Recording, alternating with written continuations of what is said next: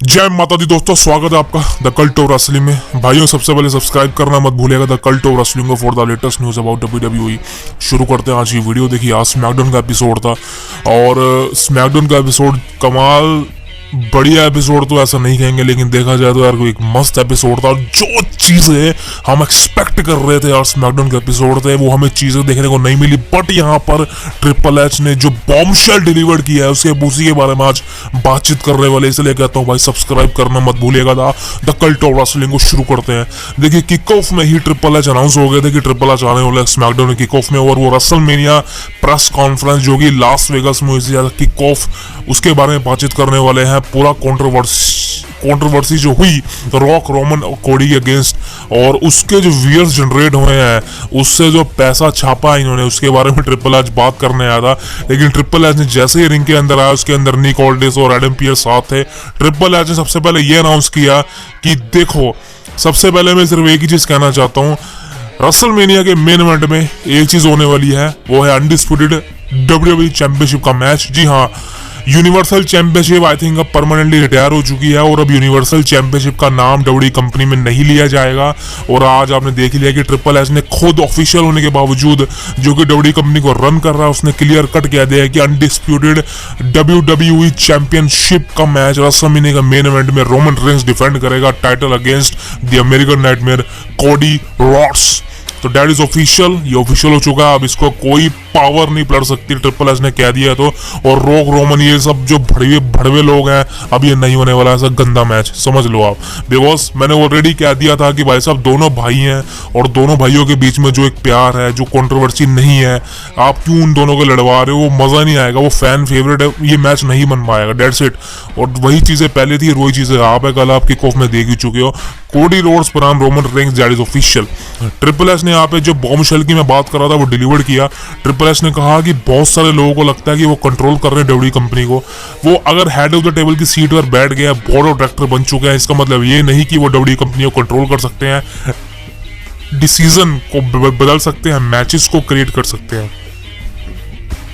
यहां पर रेसलमेनिया हो, कोई भी इवेंट हो, WWE कंपनी में जितने भी मैच बनाए जाएंगे, जितना भी काम किया जाएगा, वो सिर्फ एक ही इंसान, वो सिर्फ एक ही अथॉरिटी के द्वारा किया जाएगा, और आप उसको देख रहे हैं।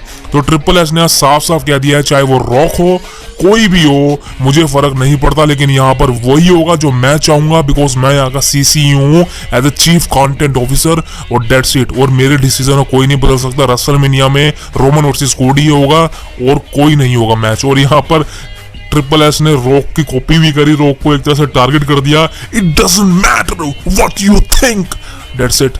So this is a plan for triple H, कि ट्रिपल एच ने क्लियर कट कर दिया है कि यहाँ पर सिर्फ एक ही अथॉरिटी है, और वो हूं मैं, और मेरे अलावा और कोई नहीं, दैट्स इट।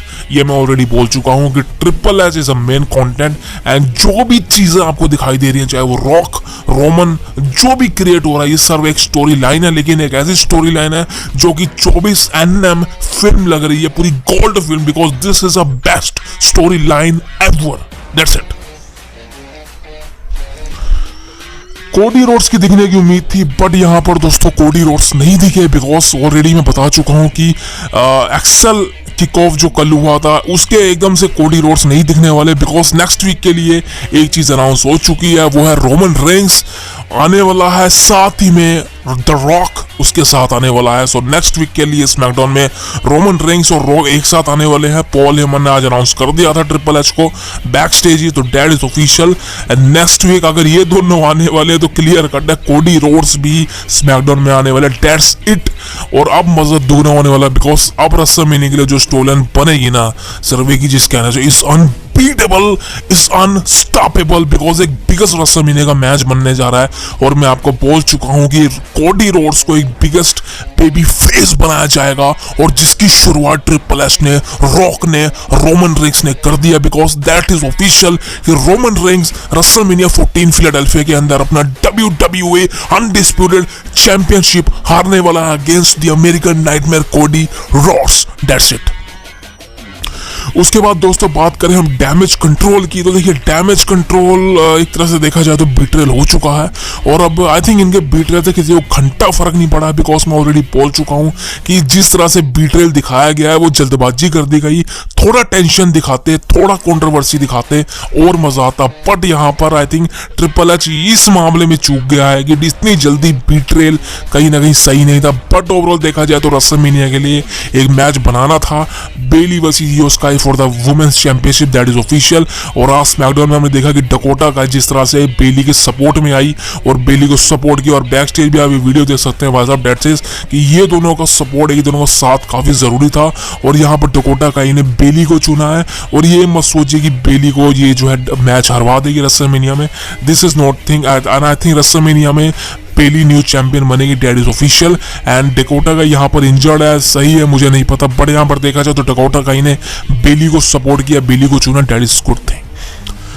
अब दोस्तों बात करें भाई साहब एक एलिमिनेशन चेंबर, देखिए एलिमिनेशन चेंबर पर्थ ऑस्ट्रेलिया में होने वाला है, और आई थिंक कहीं ना कहीं एक स्टार पावर जिसकी हम बात कर रहे थे कि चेंबर में नहीं है, बिकॉज रोमन रेंस नहीं होने वाला, कोडी रोड्स, अब आई थिंक कोडी रोड्स होगा वहां पे, लेकिन मैच मुझे नहीं लगता कि मैच होगा। बट यहाँ पर देखा जाए तो एक जो एक नंबर 1 कंटेंडर का मैच है, बिकॉज सेथ रॉलिंस के लिए अब कोई भी अपोनेंट नहीं है। आप देख रहे होंगे कि सेथ रॉलिंस के लिए अब कोई अपोनेंट नहीं है, नंबर 1 कंटेंडर चाहिए, and that is the main thing. Triple H, Nick Aldis और एडम पीटरसन ने अनाउंस किया था कि आज एलिमिनेशन चेंबर के लिए नंबर 1 कंटेंडर चुना जाएगा, जिसकी शुरुआत आज स्मैकडाउन से हो चुकी है।